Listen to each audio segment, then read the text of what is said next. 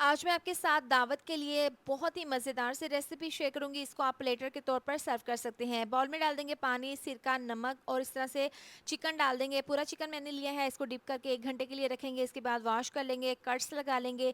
अब बाउल में दही डाल देंगे, साथ ही डाल देंगे लहसुन अदरक का पेस्ट, नमक, पिसी हुई लाल मिर्च, पिसी हुई काली मिर्च और पिसा हुआ धनिया डाल देंगे, पिसा हुआ गरम मसाला, साथ ही पपीता पाउडर, अचार गोश्त का मसाला, lemon juice, citric acid, food colour डालकर इसको मिक्स कर लेंगे। अब चिकन को मैरिनेट करके अब यहाँ पर इसको स्मोकी फ्लेवर देने के लिए इसको कोयले का धुआं दे देंगे। इसको कवर करके रखेंगे 1 घंटे के लिए। बड़े से पतीले में डाल देंगे पानी, खड़े मसाले, स्टीमर रखकर इस तरह से ये चरगा रख देंगे और इसको कवर करके 40 मिनट के लिए स्टीम कर लेंगे। दूसरी कढ़ाई में डाल देंगे 1 कप ऑयल, लहसुन का पेस्ट डालकर थोड़ी सी यखनी डाल देंगे, चिकन क्यूब डालकर इसको मिक्स कर लेंगे। इसके बाद धनिया पाउडर, नमक, पिसी हुई काली मिर्च और ज़ीरा पाउडर डालकर मसाले को यहाँ पर भून लेंगे। इसके बाद इसमें 3 गिलास डाल देंगे पानी और साथ ही 2 गिलास चावल थे, इनको मैंने भिगोकर रख दिया था। चावल डालकर इसको मिक्स कर लेंगे।